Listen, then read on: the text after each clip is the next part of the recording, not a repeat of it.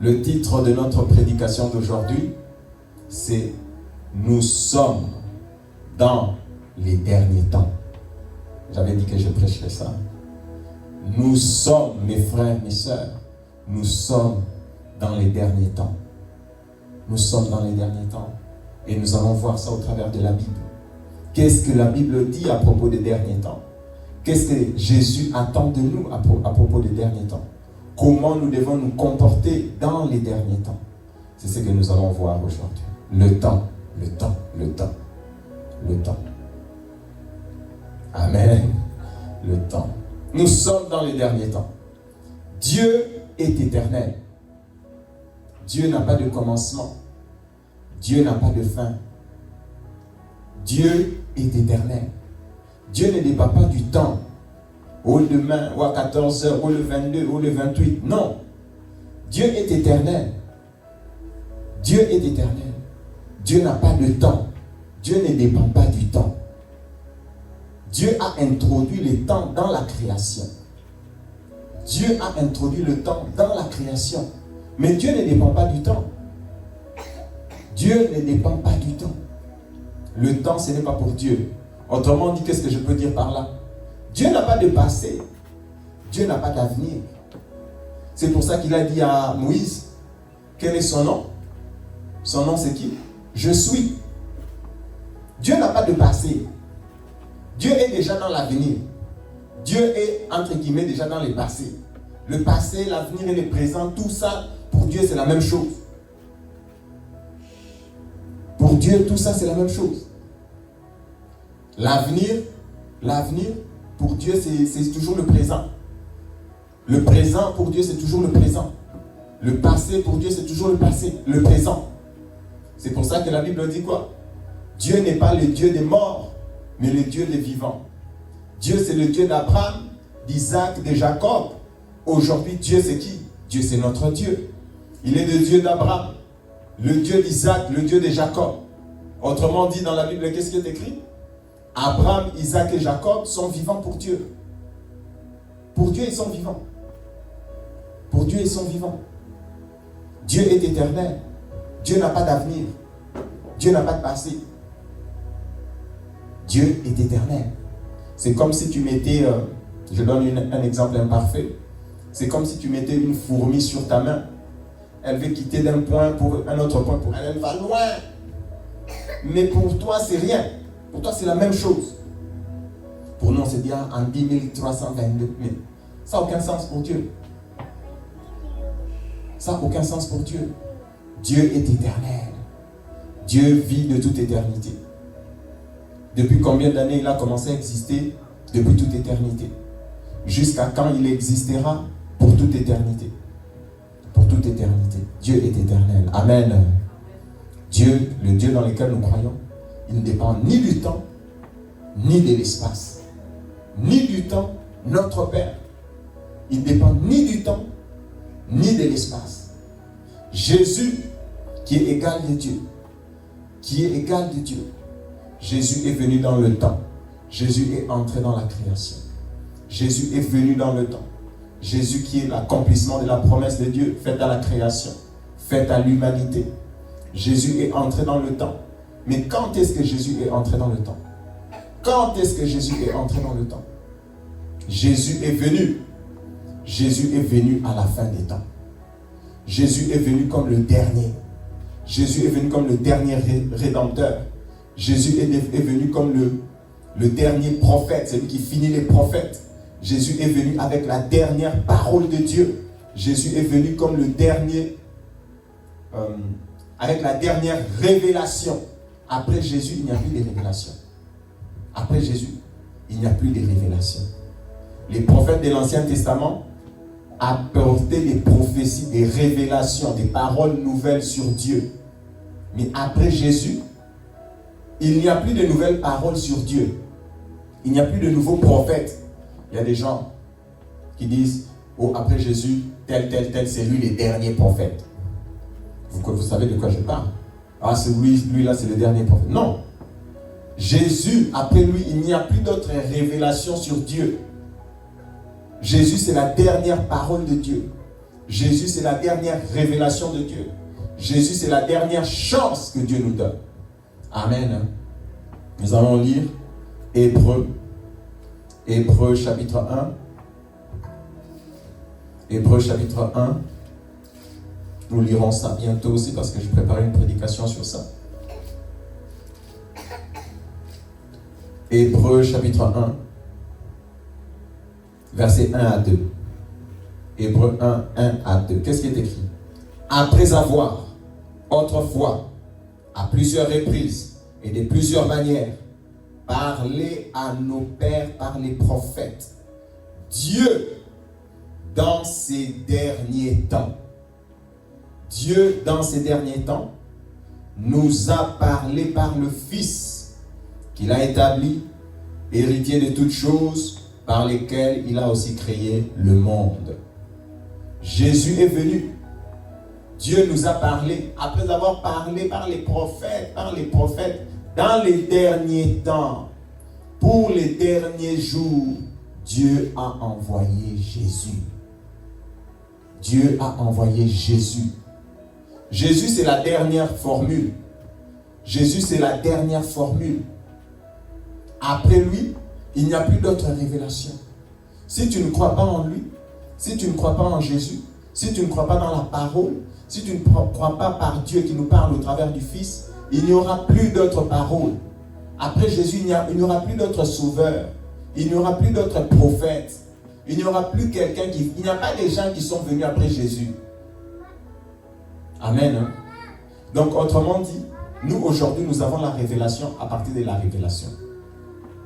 Si quelqu'un dit, j'ai la révélation, ça veut dire qu'il a compris les paroles que Jésus a dites. Il n'a pas inventé. Il n'a pas inventé. Aujourd'hui, les gens disent, ah, j'ai la révélation, j'ai la révélation. La révélation que tu as vient de ce que Jésus a révélé. Vient de ce que Jésus a révélé. Dans les derniers temps, Dieu a envoyé Jésus.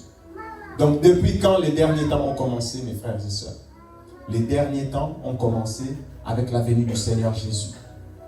Depuis la venue du Seigneur Jésus, ça fait 2000, si on doit être précis, 2025 ans. Ça fait 2000 ans depuis que Jésus est venu. Nous sommes dans les derniers temps. Nous sommes dans les derniers temps. Nous sommes dans les derniers temps. La Bible le dit. L'apôtre Joël, on ne va pas lire. Joël 2 ou Acte 2. Qu'est-ce qui est écrit dans la Bible? Quand le Saint-Esprit est descendu, qu'est-ce qui est écrit? C'est ici l'accomplissement de la promesse qui dit que quoi? Dans les derniers jours, je répandrai de mon esprit sur toute chair. Les derniers temps ont déjà commencé. Les derniers temps ont déjà commencé. Depuis la venue de Jésus, avec la venue de Jésus, le Saint-Esprit est venu à confirmer exactement que nous sommes dans les derniers temps. Nous sommes dans les derniers temps. L'heure est avancée. Dans 1 Jean chapitre 2, il dit, mes petits enfants, c'est la dernière heure. C'est la dernière heure. Nous n'avons pas beaucoup de temps devant nous. Nous n'avons pas beaucoup de temps devant nous. Et j'avais donné cette image pendant la semaine. Ceux qui font du sport, quand on dit qu'il reste les dernières minutes ne sont pas équivalentes à toutes les minutes du match. Les dernières minutes sont les dernières minutes. Genre, il reste 2 minutes. Il reste 1 minute. Ce sont les prolongations. Ce sont les dernières secondes du match. Nous sommes dans les derniers temps. Nous sommes dans les derniers temps. Nous sommes dans les derniers temps. Nous, les chrétiens, nous devons vivre à temps, concentrés, focus sur Jésus. Nous n'avons pas de temps à perdre parce que nous sommes dans les derniers temps. Et ma conviction personnelle, je vous l'avais dit, c'est que nous sommes dans les derniers temps des derniers temps. C'est pour ça que l'urgence doit nous presser. Ça, c'est ma conviction personnelle. Nous sommes dans les derniers temps des derniers temps. Nous sommes dans les derniers temps des derniers temps, mes frères. L'heure est avancée. L'heure est avancée. L'heure est avancée. Jésus est venu. Si tu ne crois pas, tu dois croire. Si tu ne sers pas, tu dois servir. Si tu es un pied dedans, un pied dehors, il est temps de te raffermir en Christ. Il est temps de te concentrer. L'heure est avancée. Aujourd'hui, nous vivons dans un monde où Jésus est venu. Nous n'avons ni l'urgence d'évangéliser, ni l'urgence de prier, ni l'urgence de sauver ta famille, ni l'urgence de rien. Ni l'urgence de sauver, de servir Dieu, ni l'urgence de rien. Nous sommes vraiment des chrétiens.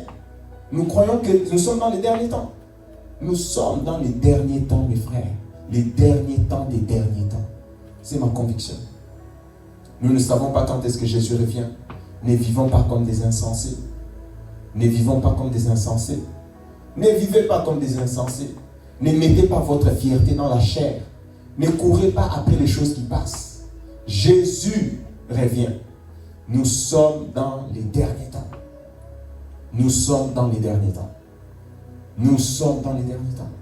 Et avant de préparer, en préparant cette prédication, je suis allé voir un peu comment on comptabilise. Je vous en ai parlé. Depuis la création d'Adam, depuis l'apparition d'Adam jusqu'à nous, ça fait combien d'années? Ça fait 6000 ans. Autrement dit, je vais expliquer. Depuis l'apparition d'Adam jusqu'à Jésus, jusqu'au commencement des derniers temps, ça fait combien d'années? Ça fait 4000 ans. Ça fait 4000 ans. D'Adam à Jésus, ça fait 4000 ans. De Jésus à nous, ça fait 2000 ans. Donc si on peut arrondir, c'est approximatif tout ça. C'est 6000 ans, 7000 ans. Selon les calculs de la Bible. Selon les calculs de la Bible. Mais vous allez me dire, ça fait déjà 2000 ans, ça commence à faire beaucoup. Ça fait déjà 2000 ans. Donc ce ne sont pas les derniers temps. C'est là où je veux expliquer quelque chose qui pour moi est très important. Juste une parenthèse. Adam est le premier homme spirituel de la Bible. Adam, que Dieu a tiré, qui plus ou moins ça fait 6000 ans, est le premier homme spirituel dans la Bible. Et le premier, j'insiste, est le premier homme spirituel. Adam, c'est le premier homme spirituel. Mais est-ce que Adam est le premier être humain sans spiritualité? Non. Adam est le premier homme spirituel. Adam est le premier homme en qui Dieu a mis son esprit. Adam est le premier homme qui était en communion avec Dieu. La Bible ne raconte pas l'histoire de l'humanité. La Bible est un livre spirituel. La Bible est un livre spirituel. La Bible est un livre spirituel. Mais les signes scientifiques des premiers hommes existent depuis avant Adam. Depuis avant Adam. Lucie, l'Homo sapiens, etc. Ça fait des 200 000 ans, ça fait des millions d'années. Ça fait des millions d'années. Donc, pour dire quoi? L'humanité ne vivra pas encore quelques millions d'années. L'humanité ne vivra pas encore quelques millions d'années. Parce que selon que la Bible nous dit, nous sommes dans le dernier temps. Il est urgent que de croire en Jésus. Il est urgent que de servir Jésus. Il est urgent que de s'accrocher à Jésus. Vis-tu ta vie spirituelle dans l'urgence? Est-ce que tu sens une certaine pression dans ta vie spirituelle? Vis-tu ta vie de foi dans l'urgence? Dans l'urgence. Je vais le dire. Ceux qui vivent dans l'urgence, je vais vous dire un pasteur, comment choisir un pasteur. Je vais vous le dire honnêtement. Si un pasteur est là en train de te prêcher tous les jours les choses de la terre, il n'est pas dans l'urgence. Pour lui, il est chill. Il ne ressent pas la pression. Mais quand tu ressens la pression spirituelle, quand tu sais que c'est les derniers temps, tu vas écouter ces pasteurs-là, sa parole est souvent spirituelle. Il va te parler du ciel. Il va souvent chercher à te détacher des choses de la terre. Il y a des pasteurs qui n'ont pas la pression. Comment tu vas sentir? Écoute ces prédications. Aujourd'hui, on va parler de quoi? On va parler de la ponctualité. Par exemple, je donne juste un exemple. Mais un pasteur qui est dans l'urgence, il va te parler de Jésus qui revient. Il va te parler du répands-toi. Il va te parler que c'est urgent, évangélisons, sauvons les âmes. Ça, tu sais qu'il est dans l'urgence. Lui, il a la conscience des derniers temps. Il a la conscience du racheter le temps. On va en parler tout à l'heure. Il a la conscience du dernier temps. Il ne veut pas t'attacher aux choses du monde. Il ne veut pas t'attacher aux choses de la chair. Il ne veut pas t'attacher aux choses que tu vas perdre aujourd'hui ou demain. Amen. Nous sommes dans les derniers temps. Attachons-nous à Jésus. Amen. Et dans les derniers temps, mes frères, la Bible dit que les temps seront difficiles. Les temps seront difficiles. Les temps seront difficiles. Les temps seront difficiles. On a besoin d'être concentré dans la prière. Il faut qu'on soit concentré dans la prière. Il faut qu'on soit concentré dans la prière. Parce que la Bible dit dans Apocalypse quoi? Qu'est-ce que la Bible dit dans Apocalypse? Le diable est tombé. Même le diable qui nous attaque, il est conscient qu'il lui reste quoi? Amen.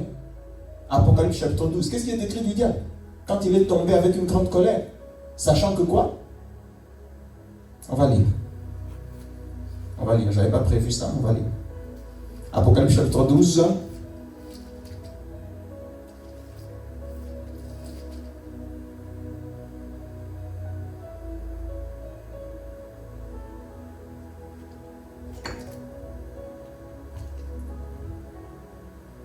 Quand le diable attaque les humains, la Bible dit, il est descendu sur la terre, sachant que quoi?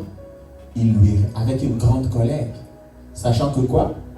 Il lui reste peu de temps. Pourquoi le diable s'agite? Vous allez lire ça, Apocalypse 12, je vais juste sauter. Vous pouvez commencer à partir du verset...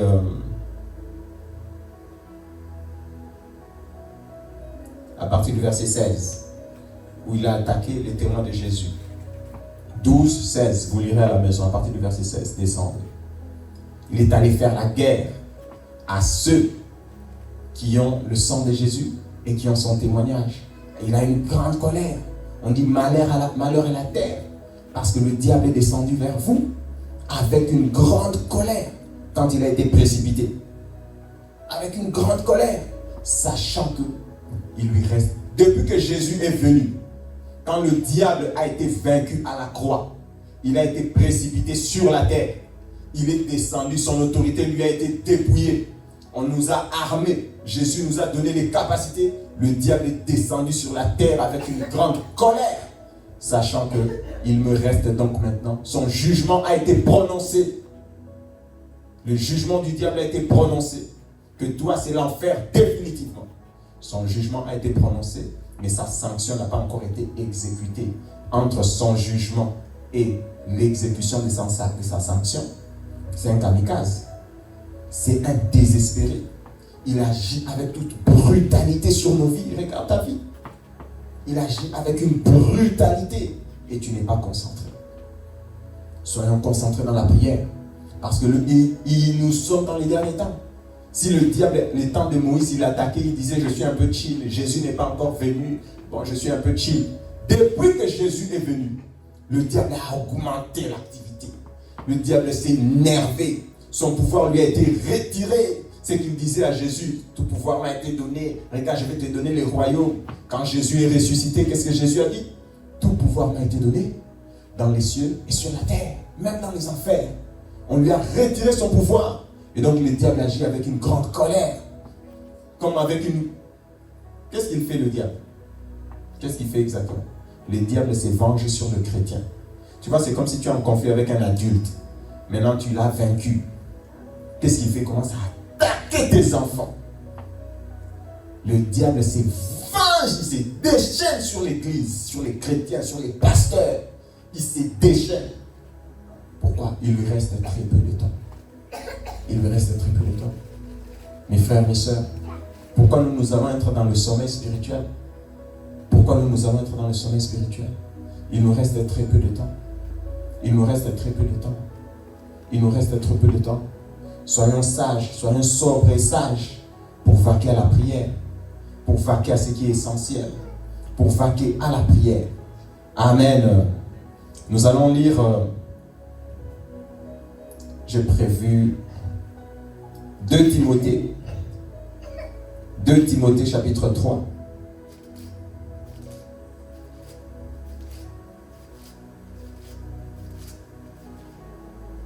« 2 Timothée chapitre 3. Il y a un critère. On va lire juste ça. Il y a beaucoup de versets, mais je choisis celui-là. Dans 1 Timothée chapitre 4 déjà, 1 Timothée, il y a 1 Timothée et 2 Timothée. Dans 1 Timothée chapitre 4, l'apôtre Paul écrit à son fils Timothée, lui dit, sache que dans les derniers temps, plusieurs abandonneront la foi pour se donner à des esprits séducteurs et à des enseignements des démons. Il y a des enseignements qui sont des enseignements démoniaques. 1 Timothée chapitre 4, sache que dans les derniers temps, beaucoup abandonneront la foi pour se donner. Donc ça dit quoi? Ils étaient dans la foi, ils quittent la foi pour aller dans des esprits, pour se donner à des esprits séducteurs et à des enseignements, autrement dit des doctrines des démons. Des doctrines des démons dans les derniers temps. Dans les derniers temps. Et nous sommes dans les derniers temps. Depuis que Jésus est venu. As-tu reçu le Saint-Esprit? As-tu reçu le Saint-Esprit? As-tu reçu le Saint-Esprit? Le Saint-Esprit a été promis sur toute chair dans les derniers temps. Le Saint-Esprit a été promis sur toute chair dans les derniers temps. Amen. On va lire une qualité qui revient dans les hommes dans les derniers temps. 2 Timothée chapitre 3. 2 Timothée chapitre 3 à partir du verset 1. Et puis je vais m'arrêter au verset 5. 2 Timothée chapitre 3, 1 à 5. Je vais lire au nom de Jésus. L'apôtre Paul qui écrit, qui met en garde Timothée. Sache que dans les derniers jours, il y aura des temps difficiles. Je vais m'arrêter d'abord ici. Croire en Jésus, il ne faut pas venir en Jésus avec des faux espoirs. Quand tu crois en Jésus, ta vie spirituelle change et il y aura des temps difficiles. Quand tu commences à vouloir te donner dans les choses de Dieu, il y aura des temps difficiles. Il faut que tu te solidifies. Il y aura des temps difficiles. Dans les derniers jours. Mais je veux relever un problème essentiel et qui correspond à notre Église. Pourquoi il y aura des temps difficiles? Pourquoi? À cause des hommes. Car les hommes, il y a un péché qui est à l'origine de tout. C'est quoi? Car les hommes seront égoïstes. Je vais y revenir. On va d'abord tout lire, puis je vais y revenir. Les hommes seront égoïstes. Les hommes seront anthropocentriques. Notre église est une église théocentrique. Les hommes seront égocentriques. Je vais vous dire maintenant. Notre église est une église théocentrique. Ce qui est contraire à l'anthropocentrisme. Anthropocentrisme qui est égal à quoi? À l'égocentrisme. Égocentrisme qui est égal à quoi? À l'humanisme. L'humanisme.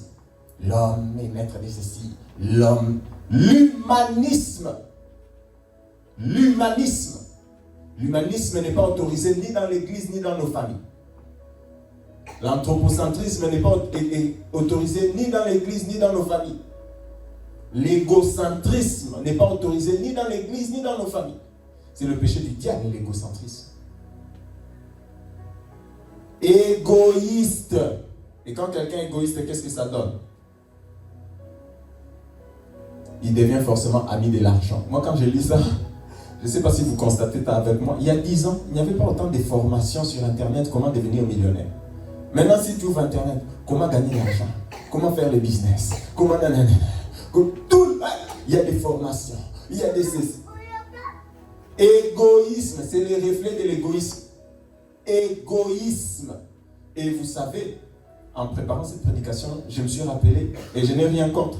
Par exemple, dans le monde, on dit que si c'est 1% des milliardaires, ils détiennent 90% de la richesse du monde. 1% des milliardaires, oh non, et ils ont des secrets qu'ils connaissent, mais partagez les secrets. Si vous n'êtes pas égoïste, partagez, comme ça nous tous on va connaître. Mais bon, ça c'est juste une parenthèse. Égoïste, égoïste. Ami de l'argent. Fanfaron, forcément ça vient avec. Hautain, ça vient de l'ego. Tout ça c'est l'origine, c'est l'égoïsme. Blasphémateur, rebelle, c'est à cause de l'égoïsme.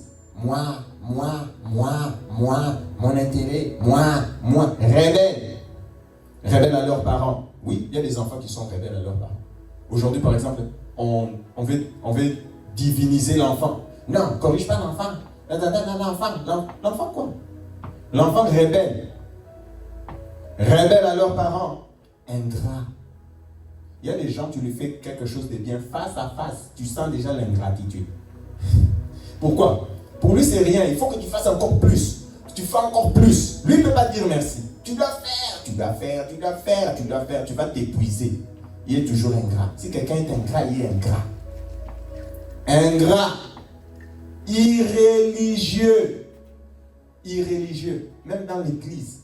Si tu es désordonné à la maison, même dans l'église, tu ne peux pas respecter l'église. Irréligieux. Je l'ai porté. Irréligieux. Insensible. Pourquoi? Égoïste. Pourquoi tu es insensible? Parce que tu es égoïste. Tu ne peux pas te mettre à la place des autres. Tu es égoïste. Insensible. De loyaux. Pourquoi tu n'es pas loyal? Parce que tu es égoïste. Non, moi je suis loyal à moi-même. Moi je ne suis pas loyal. Tu es égoïste. Calomniateur. Intempérant. Cruel. Ennemi des gens des biens. Pourquoi tu es égoïste? Même quand quelqu'un se fait le bien, tu ne veux pas reconnaître. Égoïste, ça doit toujours tomber sur toi. Ennemi des gens des biens. Traître. Pourquoi les gens font la traîtrise? Égoïste. Pour son propre intérêt. Égoïste. Les adultères sont dans ces des traîtres. Égoïste. Emporté, enflé d'orgueil. Égoïsme. Aimant le plaisir plus que Dieu. Ça, c'est un verset que j'aime beaucoup. Aujourd'hui, le mot plaisir, de toute façon, c'est exalté. Ah, c'est pour mon plaisir, les plaisirs. Quel plaisir? Ils aiment le plaisir plus qu'ils veulent obéir à Dieu. Aimant le plaisir plus que Dieu. Et certains encore se pire. Ayant l'apparence de la piété, mais en régnant ce qui en fait la force. Il y a beaucoup de gens aujourd'hui qui veulent prier, jeûne et prière, mais ils ne veulent pas obéir à la parole de Dieu. Prier, mais ils ne veulent pas obéir à la parole de Dieu. Ils ont l'apparence de la piété, mais ils régnisent ce qui en fait la force. Jésus te dit, fais comme ça, fais comme tu veux seulement prier, avoir l'apparence. Ils régnisent Jésus, mais ils ont l'apparence de la piété. Beaucoup de gens, apparence de la piété, mais ils renient la parole. Ils n'ont pas la foi dans la parole. Qu'est-ce que l'apôtre dit? Éloigne-toi de ces hommes-là. Éloigne-toi. Éloigne-toi. Éloigne-toi. Éloigne-toi. Dans les derniers temps, mes frères, il y aura des temps difficiles. Il y aura des temps difficiles. Mais nous-mêmes aussi, en lisant, il y a quelques qui tombent sur nous. Il y en a une vingtaine. On en a quelques. Que Dieu nous fasse grâce. Amen. Que Dieu nous fasse grâce. Que Dieu nous fasse grâce. Que Dieu nous fasse grâce. C'est pour ça que, mes frères, mes sœurs, nous ne devons pas avoir une vie centrée sur nous-mêmes. Une vie égoïste. L'égoïsme, là, l'égoïsme, c'est le péché de Satan. Non, Dieu ne peut pas être Dieu. Moi! Égoïsme. Il vient avec son égoïsme, il dit à Adam, non, pas Dieu, toi. Toi, moi. Égoïsme. Égoïsme. La racine de tous ces trucs, c'est l'égoïsme. Égoïsme, mes frères. Égoïsme veut dire quoi? Égocentrisme, autrement. Anthropocentrisme. Humanisme. Humanisme. L'homme, non, on n'éduque pas nos enfants. Non, c'est pour ça que l'Église a un gros travail. L'Église va contre la culture. contre des idées établies, contre des fausses philosophies. Amen. C'est pour ça que j'insiste toujours que notre Église, nous nous battons pour prêcher la foi anthropocentrique. La foi théocentrique, excusez-moi. La foi théocentrique. Nous avons lu, nous n'allons pas relire, Acte 20, verset 24, l'apôtre Paul qui exprime la pensée théocentrique en disant quoi? Ma vie m'importe peu. Ce que je veux faire, c'est faire la volonté de Dieu. Mais aujourd'hui, les gens, quelqu'un peut te dire que sa vie l'importe peu. Hein? Mes intérêts, mon bonheur, ma joie, ma paix, ma vie. Ma vie m'importe peu. Qui peut dire ça? Ma vie m'importe peu. Moi, il suffit seulement que je fasse ce que Jésus me dit. Combien de chrétiens peuvent dire ça? Combien d'êtres humains? Ma vie? Ma vie? Amen. Rachetez le temps. On va lire. On va commencer à lire. On a largement débordé. Excusez-moi. Éphésiens. Je vais juste clôturer par ça alors. J'avais beaucoup à dire, mais... Éphésiens chapitre 5, 15 à 16. Éphésiens chapitre 5, 15 à 16. On va clôturer par ça, vu qu'on a largement débordé. Éphésiens 5, 15 à 16. Je vais lire au nom de Jésus. Prenez donc garde de vous conduire avec circonspection, non comme des insensés, mais comme des sages. Rachetez le temps. Pourquoi? Car les jours sont mauvais, car les jours sont difficiles. Les temps sont difficiles. Dans les derniers temps, mes frères, rachète le temps. Rachète le temps. Ça ne veut pas dire qu'il y a quelque part où on vend le temps. Qu'est-ce que la Bible dit? Maximise ton temps sur l'œuvre de Dieu. Maximise ton temps sur servir Dieu. Maximise ton temps. Sépare-toi de tout ce qui te distrait, des hommes méchants, égoïstes. Sépare-toi, ils sont en train de te distraire. Rachète ton temps. Concentre ton temps. Tu n'en as pas beaucoup. Concentre ton temps sur ce qui est essentiel. Concentre ton temps sur la prière.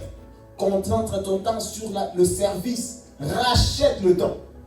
Mes frères, il y a des gens, et ceux qui me connaissent très bien savent, moi, j'aime pas les gens qui sont chillax. Non, j'aime pas les gens qui ont des langages. Je suis jeune. Rachète le temps. Là, moi, je vais faire ça on est en 2025. Non, je vais faire ça même en 2029. Qui te dit que 2029 tu l'as? Qui te dit que 2029 tu l'auras? Qui te dit que 2020, d'où tu as tiré qui t'a donné cette garantie? Si tu as cette garantie là, tu es sûr, viens me dire. D'où tu le sais? Comment tu sais que 2029 viendra? Comment tu le sais? Comment tu le sais? D'où tu tires cette garantie? Qui nous donne cette garantie? Le diable! Les chrétiens vivent comment? On rachète le temps, mes frères. On ne perd pas notre temps. Aujourd'hui, le diable nous a envoyé toutes sortes de choses. Parfois, mon téléphone, je ne vais pas vous dire combien ça m'envoie. Parfois, mon téléphone, ça m'envoie par semaine. Tu as fait autant de temps sur les réseaux sociaux. Quand ça m'envoie ça, je m'énerve. Tu as fait autant d'heures sur l'écran. Quand je regarde ça, je suis fâché. Ah, j'ai fait autant de temps sur l'écran. Distraction.